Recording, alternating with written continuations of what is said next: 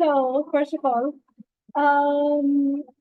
मैंने ये चीज़ बहुत देखी है कि लोग जो हैं हमारे पास कॉलेज से रिलेटेड स्पेशली मसले आते हैं कि हमारे पास कैंसिंग करनी होती है किसी भी रीज़न की वजह से।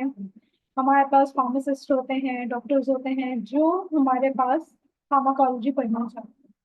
हमारे पास सबसे पहले हम टॉपिक जो डिस्कस करेंगे, हम कैटजिन को डिस्कस करेंगे, कैटजिन की पूरी बुक को डिस्कस करेंगे। और हम इसमें डिस्कस करेंगे कि हमें किस तरह कैटजिन को पढ़ना चाहिए। सही है, और हम उसके एक एक चैप्टर्स को डिस्क्राइब करेंगे।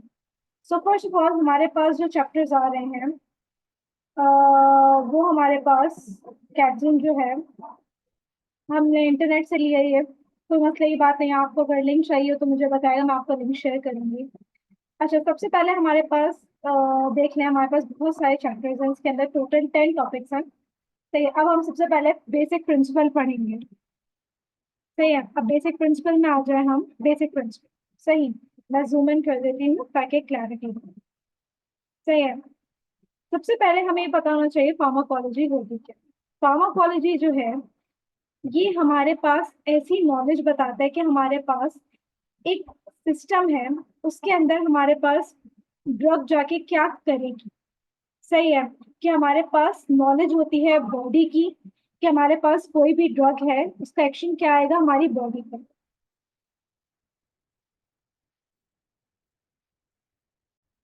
जी। तो फिर हमारे पास फार्माकोलॉजी होता है, उसकी बहुत सारी फील्ड्स होती हैं। Medical pharmacology, toxicology, pharmacokinetics and pharmacodynamics. सही। अब हमारे पास मेडिकल फार्माकोलॉजी जो होती है उसका ज्यादातर हमारे पास किस चीज से लिंक होता है, हमारे पास ऐसे केमिकल्स जो प्रिवेंशन, डायग्नोसिस या ट्रीटमेंट के लिए इस्तेमाल हो रहे हो ह्यूमंस में।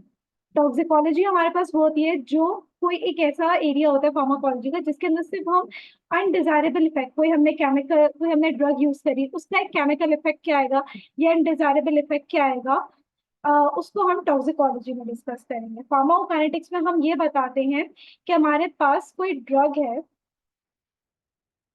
वो बॉडी के अंदर आई, उस बॉडी के अंदर जब वो आई तो बॉडी के अंदर उसकी एब्जॉर्प्शन, एक्सक्रीशन, मेटाबॉलिज्म कैसे हुई। फार्माकोडायनामिक्स का क्या कॉन्सेप्ट है कि हमारे पास उस ड्रग ने हमारी बॉडी पे क्या इफेक्ट दिया। सही है, जैसे थेराप्यूटिक एक्शन आया है या फिर हमारे पास टॉक्सिक इफेक्ट आया, उसको हमने डिस्क्राइब किया फार्माकोडायनामिक्स में। अब आप देखें नेचर ऑफ ड्रग, हमारे पास दो तरह के ड्रग्स की नेचर होती है, फार्माकोडायनामिक्स एंड फार्माकोकाइनेटिक्स। अब हम ये आगे जाके हम देखेंगे कि किस तरह हमारे पास कौन सी चीज इफेक्ट कर रही होती है। अच्छा, अब हमारे पास आ रहा है नेचर ऑफ ड्रग्स। हमारे पास बहुत तरीके के ड्रग्स होते हैं, जैसे कि नॉन पेप्टाइड हो गए, इनऑर्गेनिक आयन हो गए, प्रोटीन हो गया, न्यूक्लिक एसिड हो गया, कार्बोहाइड्रेट्स हो गए। सही है, ये हमारे पास ड्रग्स जो है ये प्लांट में भी होती हैं, एनिमल्स में भी होती हैं, हमें नेचर्स में भी मिलती हैं, जैसे अल्कलॉइड्स है, जिसका हमारे पास एग्जांपल दी है कि अल्कलॉइड एक ऐसा मॉलिक्यूल है जो बेसिक इन नेचर होता है सोल्यूशन में, और इसके अंदर एक अमाइन ग्रुप होता है। अमाइन ग्रुप कौन सा होता है, NH2। सही। हमारे पास एंडोजिनस, एक्सोजिनस ड्रग्स होते हैं, ये हम आगे सब पढ़ेंगे कि हमारे पास किस तरह की क्या ड्रग्स होती है। हमारे पास ड्रग्स की डिफरेंट टाइप्स बताई गई हैं। हमारे पास ऑप्टिकली एक्टिव होना चाहिए ड्रग, इन एंशुमर्स कौन से एक्टिव होते हैं, और हमारे पास उसकी बायोलॉजिकल एक्टिविटी डिपेंड करती है। हमारे पास नेचर ऑफ ड्रग्स जो होती हैं वो दो चीजों पे यूजुअली डिपेंड कर रही होती है। वो क्या, वो हमारे पास साइज और मॉलिक्यूलर वेट पे डिपेंड कर रही होती है, और ड्रग रिसेप्टर बॉन्ड पे डिपेंड कर रही होती है। अब हमारे पास साइज एंड मॉलिक्यूलर वेट है, तो हमारे पास मॉलिक्यूलर वेट 7 से लेके 50,000 तक मॉलिक्यूलर वेट एक ड्रग का हमें मिलता है। 7 कौन सा होता है, लिथियम। 50,000 थ्रोम्बोलाइटिक एंजाइम्स होते हैं। सही है। अब जो ड्रग का मॉलिक्यूलर वेट कम होता है, 100 से कम होता है, वो बहुत ज्यादा एक्टिव होती हैं, इतनी ज्यादा सफिशिएंट होती हैं अपने एक्शंस में। लेकिन जिन ड्रग्स का मॉलिक्यूलर वेट 100 से ज्यादा होता है वो पुअरली एब्जॉर्ब होती हैं और पुअरली डिस्ट्रीब्यूट होती हैं बॉडी के अंदर, और उसके अंदर ज्यादातर हमारे पास बायोलॉजिकल्स आ जाते हैं। सही है। जो हमारे पास रिकॉम्बिनेंट DNA टेक्नोलॉजी के बाद हमारे पास वो जो होती हैं बनती है।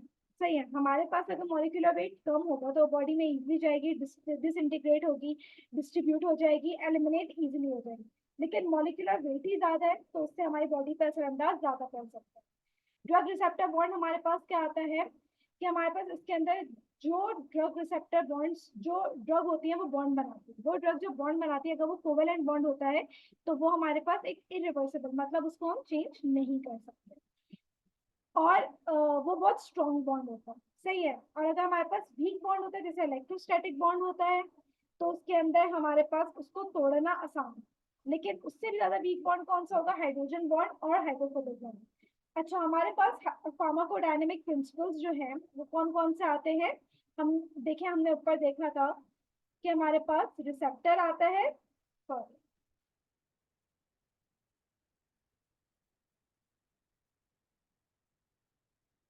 फार्माकोडायनेमिक में रिसेप्टर बाइंडिंग साइट और इनर्ट बाइंडिंग साइट आता है। रिसेप्टर्स क्या होता है हमारे पास? रिसेप्टर्स जो होते हैं वो हमारे पास कभी भी कोई ड्रग है वो अपना एक्शन उस वक्त इनिशिएट करता है जब वो हमारे साथ, जब वो ड्रग के साथ बाइंड कर जाता है। सही है, हमारी बॉडी की कोई पार्ट, जो पार्ट ड्रग के साथ बाइंड करता है उसको हम कहते हैं रिसेप्टर। रिसेप्टर्स जो होते हैं लार्ज रेगुलेटरी, मतलब एक बहुत बड़े मॉलिक्यूल्स होते हैं और इसके बायोकेमिकल प्रोसेस से बहुत इन्फ्लुएंस हो जाते हैं। जैसे कि हमारे पास ग्लूकोज मेटाबॉलिज्म है, उसके अंदर एंजाइम का ग्लूकोज 6 पेप्टाइडेज का इफेक्ट जो होता है वो बहुत ज्यादा होता है। सही है, और बायोलॉजिकल प्रोसेस पे और फिजियोलॉजिकल प्रोसेस में भी, जैसे कि हमारे पास कि कोई ड्रग को ट्रांसपोर्ट करवाना है तो उसके लिए भी हमें एक रिसेप्टर की नीड होगी। जैसे कि हमारे पास आयन चैनल रिसेप्टर्स होते हैं, न्यूरो रिसेप्टर, रीअपटेक ट्रांसपोर्टर्स होते हैं। सही है, अगर हमारे पास कोई भी रिसेप्टर ड्रग है वो बाइंड कर जाता है रिसेप्टर के साथ तो हमारे पास क्या इफेक्ट प्रोड्यूस होता है, और हमारे पास एक्टिवेट हो जाता है रिसेप्टर, एक पॉजिटिव इफेक्ट आ रहा होता है, उसको हम कहते हैं एगोनिस्ट। अगर हमारे पास इनहिबिशन रिजल्ट आ रहा होता है तो एंटागोनिस्ट। सही है, लेकिन हमारे पास कुछ ऐसी ड्रग्स होती हैं जो हमारे पास एगोनिस्ट होती हैं लेकिन वो इनहिबिटिंग एंजाइम का एक्शन परफॉर्म कर रही होती है, जैसे एसिटाइलकोलिनेज इनहिबिटर। हम ये आगे जाके फर्दर इसको डिटेल में डिस्क्राइब करेंगे। सही है, अच्छा, हमारे पास रिसेप्टर्स बाइंडिंग साइट्स बहुत सारी जगहों पर होती हैं। सही है, हमारे पास अगर हमें रिसेप्टर का इफेक्ट देखना होता है कि वो बाइंडिंग साइट पे क्या आ रहा है तो उसके लिए हमारे पास एक डोज रिस्पॉन्स कर्व बनता है जिससे हमें ये पता है चलता है कि ड्रग रिसेप्टर में किस तरह की इंटरेक्शन हो रही है। आगे जाके हम इस चीज के बारे में एक बहुत डिटेल में पढ़ेंगे। सही है, अभी आपको जस्ट एक बेसिक ओवरव्यू देना जरूरी है। फिर इसी तरह आ जाता है receptor and inert binding site. ज्यादातर जो लाइगेंड्स मॉलिक्यूल, अच्छा लाइगेंड्स मॉलिक्यूल्स हमारे पास क्या होते हैं जो हमारे पास अटैच करते हैं रिसेप्टर पे। ड्रग कभी ड्रग पूरी अटैच नहीं करती, ड्रग के स्पेसिफिक पार्ट्स होते हैं जो अटैच करता है रिसेप्टर्स पर, तो उसको हम कहते हैं लाइगेंड। अच्छा, वो लाइगेंड मॉलिक्यूल्स जो होते हैं यूजुअली छोटे होते हैं रिसेप्टर्स पे, जैसे आपने चाबी और की का देखा होगा। चाबी छोटी होती है, लॉक बड़ा होता है ताकि वो आराम से इंसर्ट हो जाए। इसी तरह हमारे पास लाइगेंड भी एक चाबी है जो छोटी होती है और रिसेप्टर बड़ा होता है, वो उसके अंदर इंसर्ट हो जाता है। सही है, हमारे पास एक एरिया मौजूद होता है रिसेप्टर्स के मॉलिक्यूल, मतलब हमारे पास एक एरिया मौजूद होता है जिसमें हम रिसेप्टर्स को इजिली बाइंड कर सकते हैं। इन रिसेप्टर्स जहां पर ड्रग बाइंड होती है उसे हम कहते हैं रिसेप्टर साइट और recognition site. In addition drug bind हमारे पास कुछ ऐसी ड्रग्स होती हैं जिनको जो एरिया अलॉट नहीं होता वो दूसरे एरिया में जाके अटैच हो जाती है, और एक अजीब एक हमारे पास कहते हैं कि वो एक कोई एक्शन और रिस्पॉन्स प्रोड्यूस नहीं कर रही है। इस बाइंडिंग को कहते हैं हम इनर्ट बाइंडिंग साइट। सही है, ये हम यील्ड जो है पढ़ेंगे। अब आप देखें, ड्रग है, एगोनिस्ट आया, ए है। सही है, जब ए सी के साथ कंबाइन, ए सी के साथ कंबाइन कर गया, ये देखें आप, पॉजिटिव आया, एगोनिस्ट पॉजिटिव इफेक्ट आएगा, कंपेटिटिव नेगेटिव इफेक्ट देगा। सही है, एलोस्टेरिक साइड वो साइड जिस पे हमारे पास ड्रग बाइंड नहीं, जिस पे हमारे पास ड्रग बाइंड करती है, डी जिसके अंदर हमारे पास ड्रग बाइंड नहीं करती।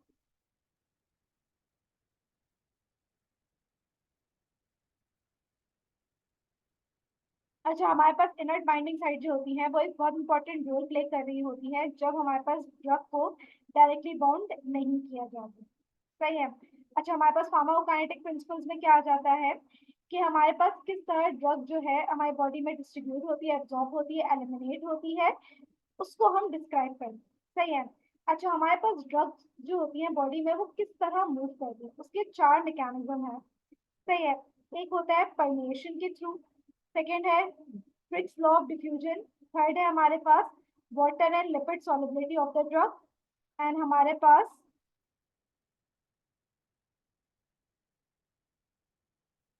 सही है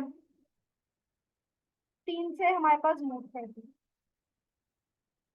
अच्छा, हमारे पास फर्स्ट मेथड आता है परमिएशन। परमिएशन जो होता है वो हमारे पास एक ऐसी मूवमेंट होती है ड्रग मॉलिक्यूल की कि हमारे जो बायोलॉजिकल एनवायरनमेंट क्या कह रहे हैं, सेल टिश्यू, इसके अंदर मूव करती है। सही है। उसके भी तीन मेथड है हमारे पास। सही है। Aqueous diffusion, lipid diffusion, transport by special carrier. Aqueous diffusion, aqueous से लग रहा है वाटर के थ्रू डिफ्यूजन में। सही है। हमारे पास क्या हो रहा है, वाटर मॉलिक्यूल मूव कर रहे हैं, वाटर एक्स्ट्रा सेलुलर और इंटरसेलुलर स्पेस में। सही है। हमारे पास जो मेम्ब्रेन होती है जिनसे ये पास करते हैं वो वाटर फिल्ड पोर्स होते हैं जो अलाउ करते हैं कि भाई हमारे पास ड्रग जो है वो डिफ्यूज हो जाए एक्स्ट्रा सेलुलर से इंटरसेलुलर स्पेस। सही। हमारे पास ये एक पैसिव प्रोसेस, मतलब इसके अंदर हमें एनर्जी की जरूरत नहीं होती। सही है। और ये हमारे पास फिक्स लॉ से होता है जिसको हम अभी डिस्कस करेंगे आगे। लिपिड डिफ्यूजन जो है ये भी एक पैसिव मूवमेंट होती है, लिपिड बैरियर के थ्रू मूव करता है और ये भी फ्रिक्स लॉ से मूव करता है। फिर हमारे पास थर्ड आ रहा है ट्रांसपोर्ट बाय स्पेशल कैरियर। हमारे पास स्पेशल कैरियर की उस वक्त नीड होती है जब हमारे पास कोई ड्रग है वो हमारे पास लो कंसेंट्रेशन से हाई कंसेंट्रेशन पे जा रही है। जब हाई से low, high high concentration and low concentration होती है। सही है। हाई कंसेंट्रेशन से जब लो कंसेंट्रेशन पे जाती है कोई भी चीज तो उसको एनर्जी की जरूरत नहीं पड़ती, जैसे हमारे पास एक्वस और लिक्विड डिफ्यूजन है। लेकिन जब लो कंसेंट्रेशन से हाई कंसेंट्रेशन में जाना होता है, सही है, तो हमें एक मॉलिक्यूल की नीड होती है जिसको हम कह रहे हैं एंडोजिनस सब्सटेंस के थ्रू जाते हैं। सही है। ये एंडोजिनस सब्सटेंस थ्रू जो है ये फ्रिक्स लॉ से गवर्न नहीं करता, इसको हमें कि कुछ चाहिए होता है। सही है। कोई ट्रांसपोर्ट चाहिए होता है, कोई एनर्जी चाहिए होती है, कुछ भी चाहिए होता है ट्रांसपोर्टर जिससे वो मूव कर सके। जैसे कि हमारे पास सोडियम पोटेशियम एटीपीएस चाहिए होता है आयन को मूव करवाने के लिए किडनी में। न्यूरोट्रांसमीटर में सेरोटोनिन ट्रांसपोर्ट कराने के लिए चाहिए होता है। सही है। तो जब भी हमारे पास अ, ये चीज रिलीज होती है तो हमारे पास एक ये आता है कि अमाइन न्यूरोट्रांसमीटर्स भी हमारे पास इसके अंदर इंक्लूड होता है। अमाइन न्यूरोट्रांसमीटर्स जो होते हैं ये हमारे पास सेलेक्टिव इनहिबिटर्स होते हैं और ये हमारे पास बहुत क्लिनिकल वैल्यू दे रहे होते हैं। जैसे कि हमारे पास एक एग्जांपल है कि ये एंटी डिप्रेसेंट है जो हमारे पास नर्व की एंडिंग पे मौजूद है। सही है। फिर हमारे पास आ रहा है एंडोसाइटोसिस। एंडोसाइटोसिस में क्या होता है कि हमारे पास कोई भी मॉलिक्यूल होता है। अच्छा, उसमें होता है ये कि हमारे पास कोई भी मॉलिक्यूल है, सही है, वो अपने अंदर इनफोल्ड कर लेता है। वो इनफोल्ड करके उसका वॉल्यूम बढ़ा लेता है सेल का। जब सेल का वॉल्यूम बढ़ जाता है तो वो फट जाता है, इसको हम कहते हैं एंडोसाइटोसिस। सही है। ये हमारे पास इनर, अब आप देख लें, internalisation bye inner folding of the area of the membrane, अंदर ही से इनफोल्डिंग हो जाती है जिसकी वजह से हमारे पास क्या होता है, साइटोप्लाज्म एक्सपेल आउट हो जाता है। सही है। ये हमारे पास लार्ज लिपिड इनसॉल्युबल केमिकल को सेल के अंदर एंटर करने के लिए यूज होता है। सही है। जैसे कि हमें एग्जांपल दी गई है कि प्रोटीन्स हैं वो एंडोसाइटोसिस के थ्रू होते हैं। स्मॉल पोलर सब्सटेंस होते हैं vitamin B 12 and iron combine with special protein और complex enter to this mechanism. Exocytosis भी होता है लेकिन इसका रिवर्स हो जाता है प्रोसेस। इसमें क्या होता है, ये हमारे पास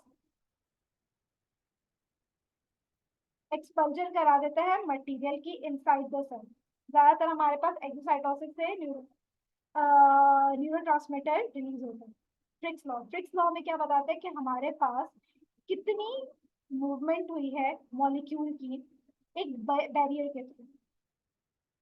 सही है। C1 C2 जो है वो हमारे पास कंसंट्रेशन ग्रेडियंट होता है, and permeability coefficient of the drug और थिकनेस ऑफ द बैरियर होता है और एरिया होता है। ये हमें इस फॉर्मूले से पता चल जाता है। जितनी ज्यादा ड्रग एब्जॉर्प्शन फास्टर होगी और जितना ज्यादा लार्ज सरफेस एरिया होगा उतनी ज्यादा ड्रग एब्जॉर्प्शन होगी।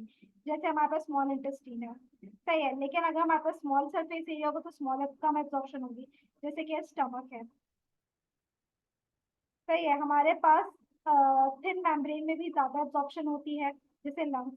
थिक मेम्ब्रेन स्किन में हमारे पास कम एब्जॉर्प्शन होती है। अच्छा, water and lipid solubility of the drug. Solubility हमारे पास क्या होती है, हमारे पास water and solubility of the drug में पहली चीज आती है solubility.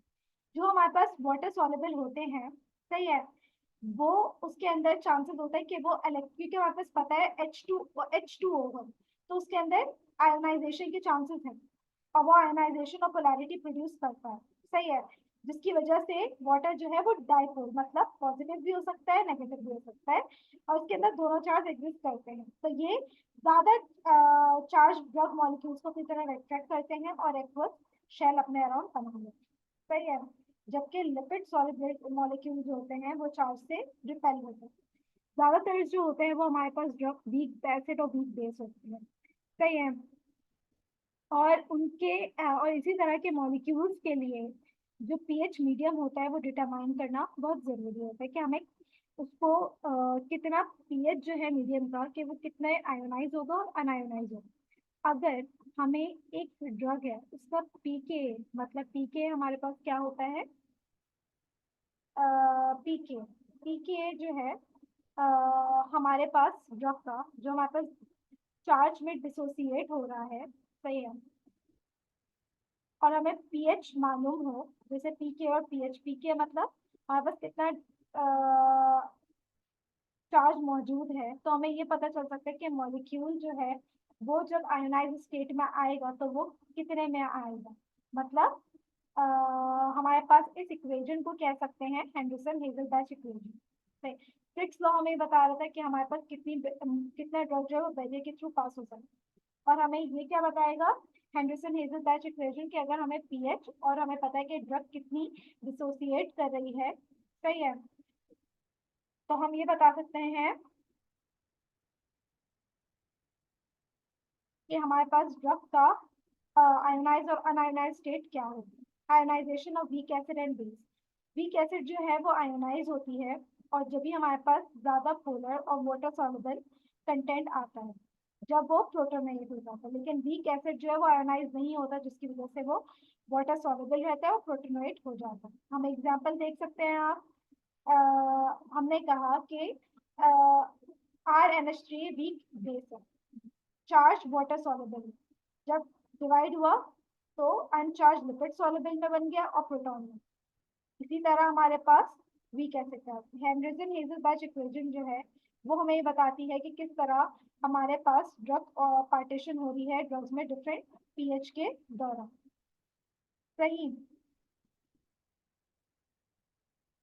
Absorption of drug, absorption of drugs में हमारे पास एक ये है कि हमारे पास ड्रग जो है वो हमारे पास बॉडी में स्पेल आउट हो जाती है। Route of administration of the drug matter करता है। आईवी दे रहा है, टोटली एब्जॉर्ब हो जाएगी बॉडी में, बायोअवेलेबिलिटी सबसे ज्यादा होती है। अब हमारे पास इसमें कंपैरिजन आ रहा है। ओरल जो होती है वो फर्स्ट पास इफेक्ट, मतलब वो लिवर से पास होती है तो वो फर्स्ट पास इफेक्ट देती है, सही है। और ओरल जो होती है वो कन्वीनियंट होती है, फर्स्ट पास इफेक्ट देती है, सही है। पोर्टल सर्कुलेशन में जाती है, बक्कल सबलिंगुअल जो स्वेलो नहीं करते हैं, वो डायरेक्ट सिस्टमैटिक सर्कुलेशन में जाती है और उसका लिवर के पास होने से कोई मकसद नहीं। इंट्रावेनस जो है वो कंप्लीट बायोअवेलेबिलिटी शो करती है, ये ज्यादातर डेंजरस होता है। इंट्रामस्कुलर जो होता है वो फास्टर होती है और कंप्लीट कर देती है, अपनी हाई बायोअवेलेबिलिटी होती है as compared to oral administration. लेकिन इसके चांसेस होता है कि ये इरिटेटिंग हो और फर्स्ट पास इसमें अवॉइड नहीं हो सकता। सबक्यूटेनियस जो होता है वो फर्स्ट पास को अवॉइड कर देता है, इनका एब्जॉर्प्शन रेट इंट्रामस्कुलर के मुकाबले में कम होता है। रेक्टल जो होता है वो पार्शली, मतलब वो कर भी सकता है नहीं भी कर सकता फर्स्ट पास इफेक्ट, सही है। अगर हमारे पास लार्ज अमाउंट ऑफ ड्रग दे रहे हैं तो हम कोशिश करें कि हम उसे रेक्टली दे दें as compared to buccal and sublingual. Inhalation rapid absorption होती है क्योंकि हमारे पास लंग्स की जो टिश्यूज होते हैं वो बहुत थिन होता है। टॉपिकल जो होता है वो हमारे पास लोकल इफेक्ट प्रोड्यूस कर सकता है। ट्रांसडर्मल जो होते हैं उसका हमारे पास सिस्टमेटिक इफेक्ट होता है।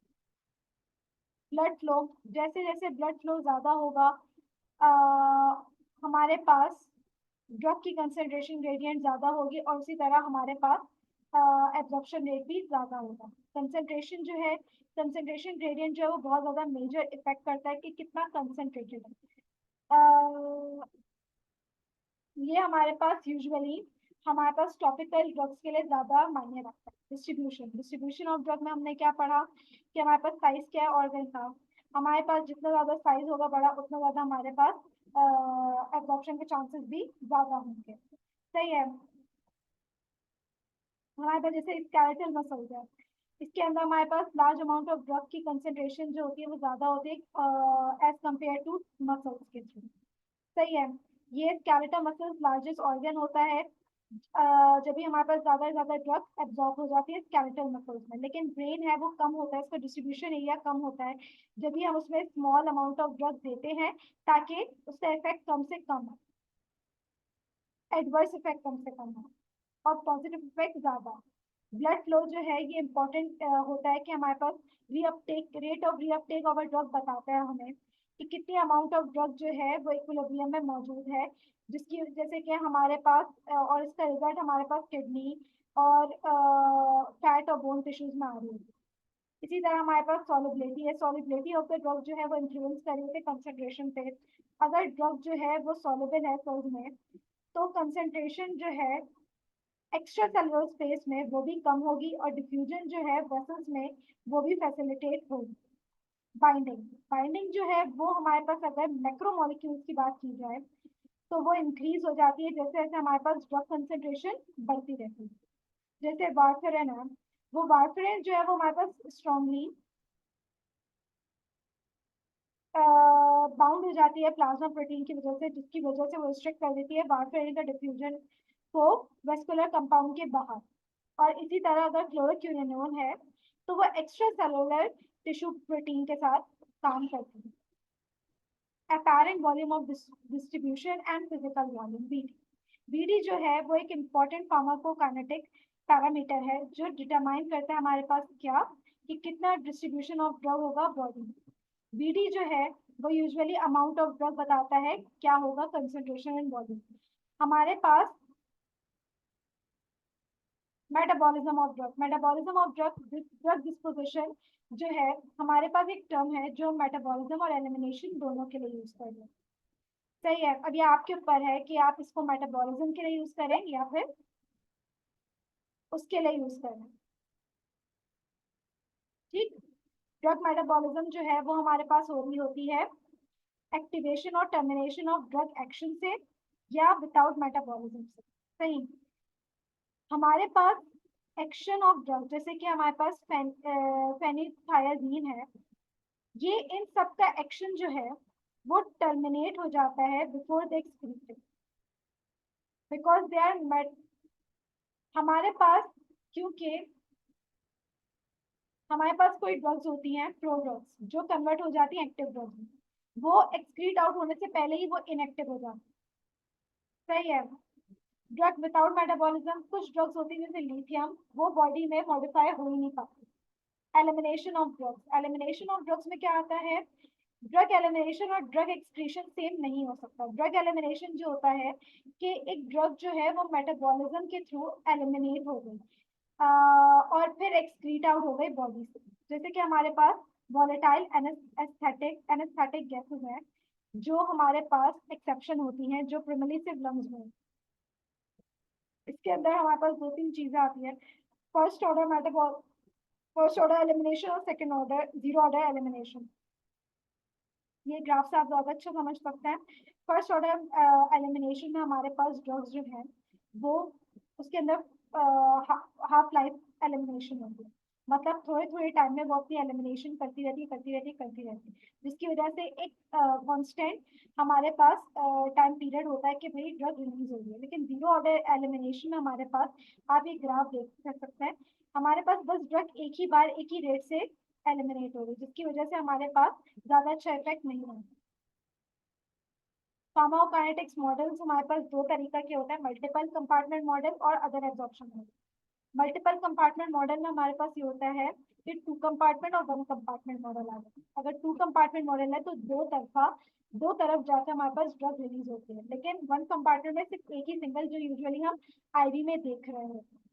और अदर कंपार्टमेंट मॉडल्स में हमारे पास यूजुअली जिक्र होता है मतलब वन कंपार्टमेंट, जो मैंने आपसे जिक्र किया।